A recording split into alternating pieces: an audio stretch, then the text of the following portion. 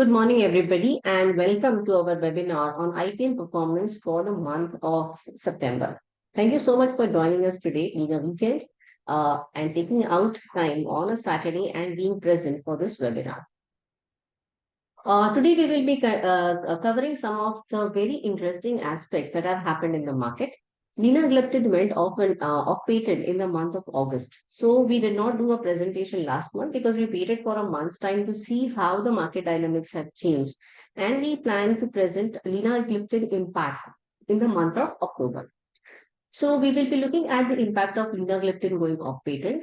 Then we will be looking at the IPM therapy performance, how the different therapies have performed in the market, what are the growth drivers and how the growth drivers have impacted the performance, the top 40 corporates, the top 40 brands, and a summary of whatever I have presented. Now, when we are looking at the linagliptin loss of patent, we have looked at the different aspect. We have looked at the number of players, how many companies have entered the market, how many brands have entered the market, planes versus combinations. So, what is the preference of planes and combinations?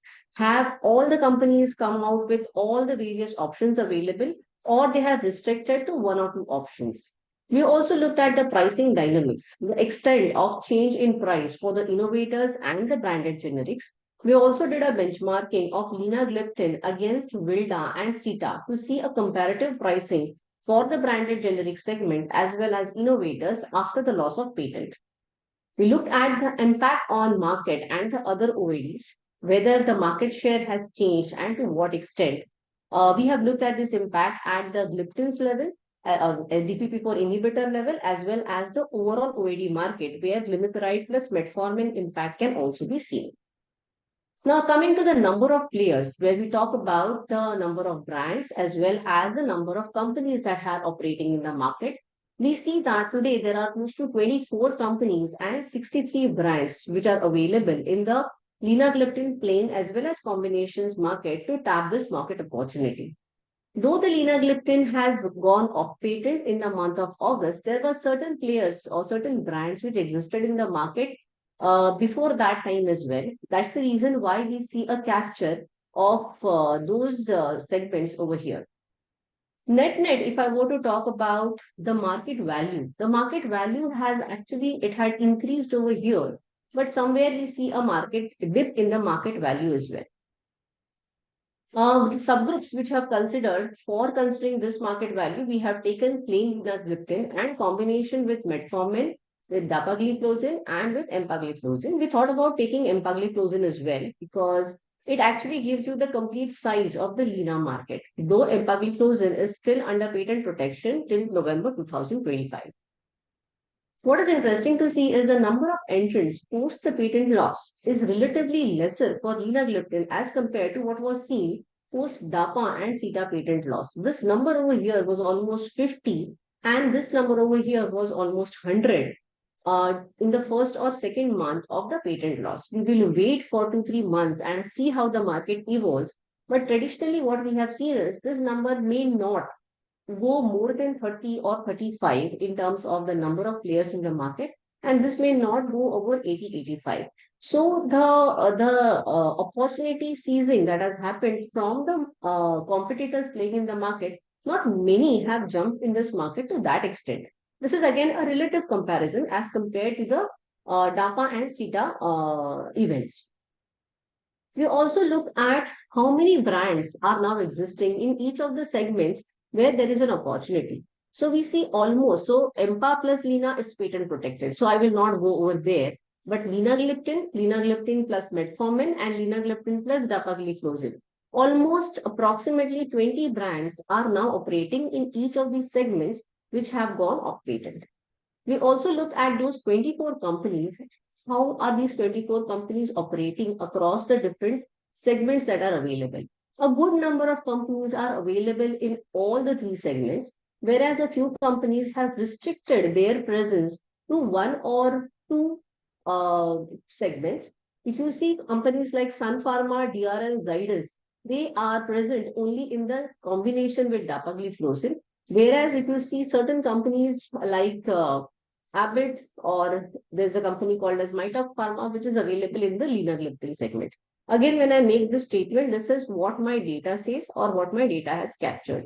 It is possible that these companies may be present in more segments and we may be in a position to capture them over a period of time as we see a robust secondary liquidation of these brands in the market.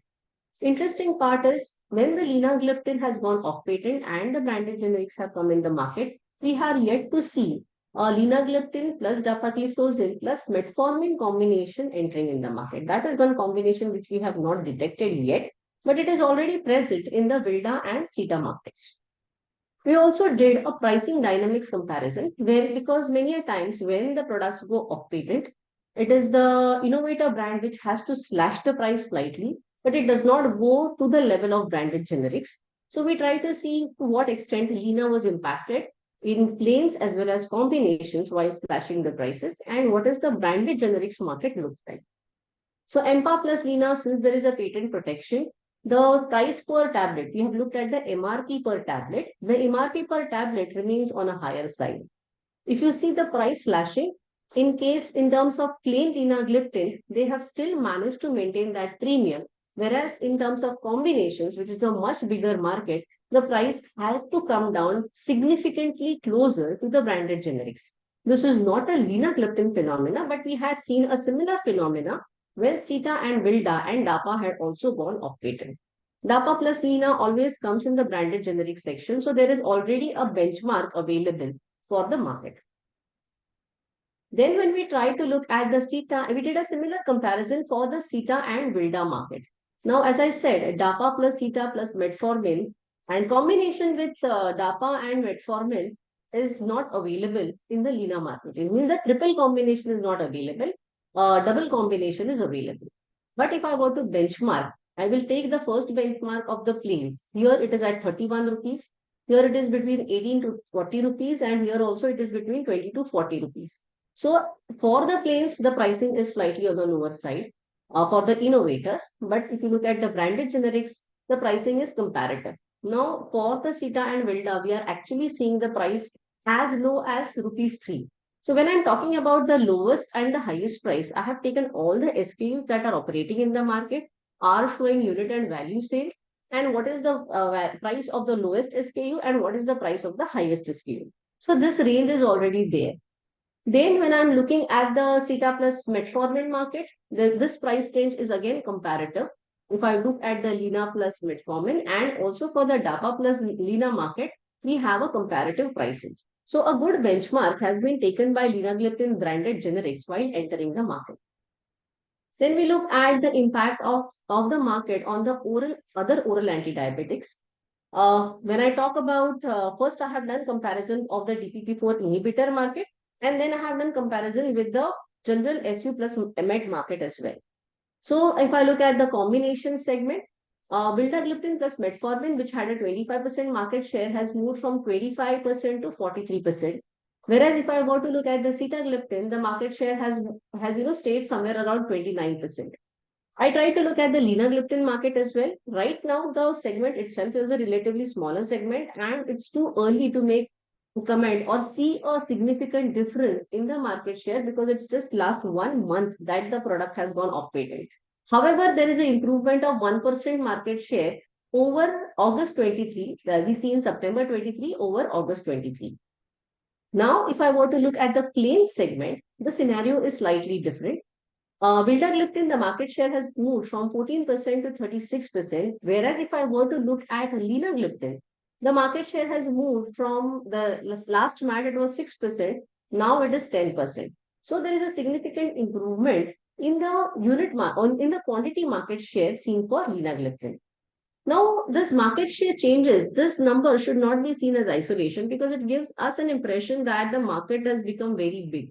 So we also need to see the size of the pie. Has the size of the pie increased?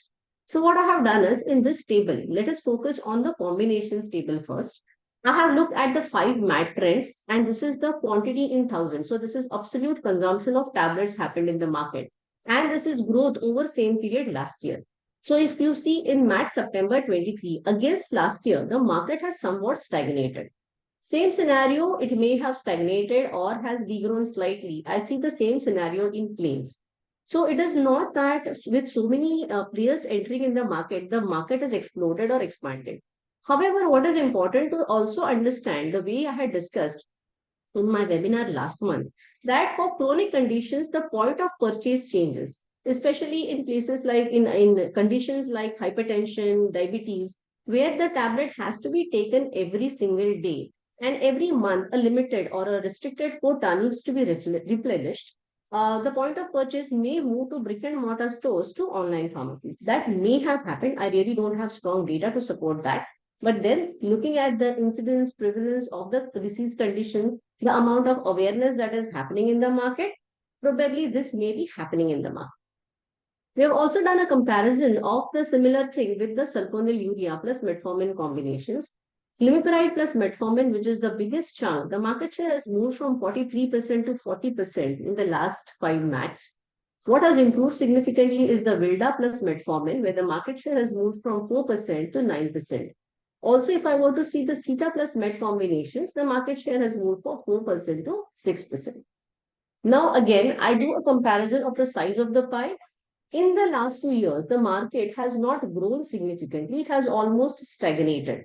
So again, I don't say that the patient population is not increasing. It may be increasing, but the point of purchase may be changing. I don't have strong data to support that. But looking at the growth of the disease burden and looking at the population growth, the awareness, this may be happening in the market. Now we go to our next section where we talk about the IPM therapy performance, where we look at how the therapies have performed, what may have impacted the growth of the market. We will look at some of the companies which have done well in terms of the top 40 companies which have really done well despite the challenging market situation, and also some of the brands which have done well. So if I were to look at the top, which if I were to look at the performance of the market for the month, the value growth of the market is around 2%. The unit growth is around minus 3.8%. So for majority of the therapy areas, unit growth seems to be a challenge. When we did a comparison of the growth drivers month on month, we see that for the month of September, the volume growth is the highest negative on what we have seen in the last 3 to 4 months. The volume degrowth is to the extent of 5.6%.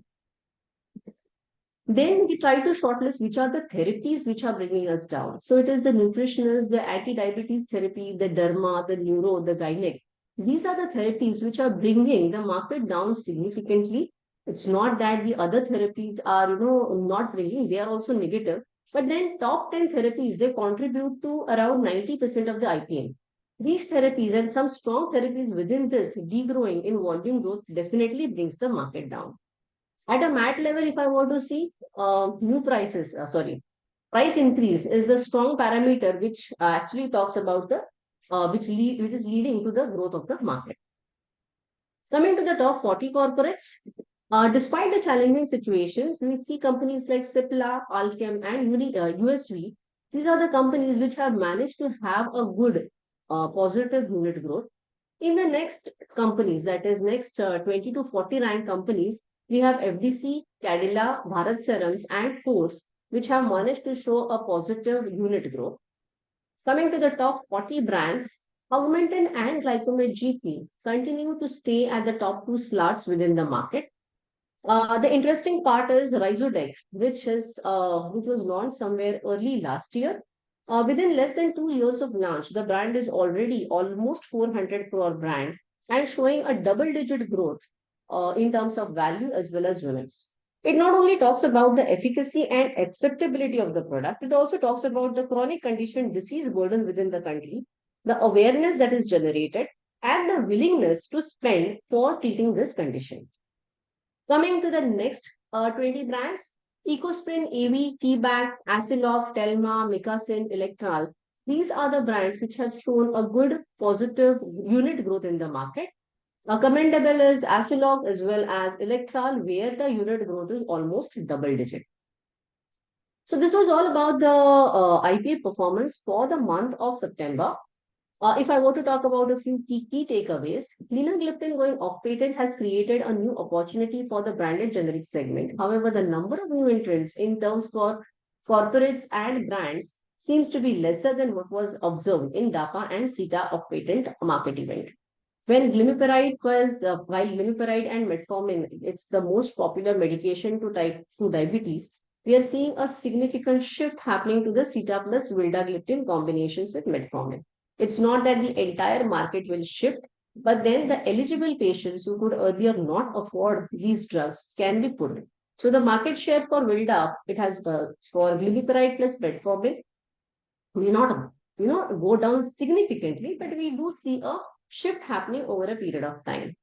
The month of September has shown a relatively stronger degrowth in terms of units, and it is more prominent in some key therapies like nutritionals, diabetes, derma, neuro-CNS, gynec, and neurology. Some companies and brands have shown a decent to a very good unit growth for the month of September, despite it being a challenge for the industry. Augmentin and glycomet GP continue to occupy the top slots in the IPM for the month of September. So that was all from our side for the IPM performance for the month of September. Thank you again for joining us on this weekend. Have a nice day ahead.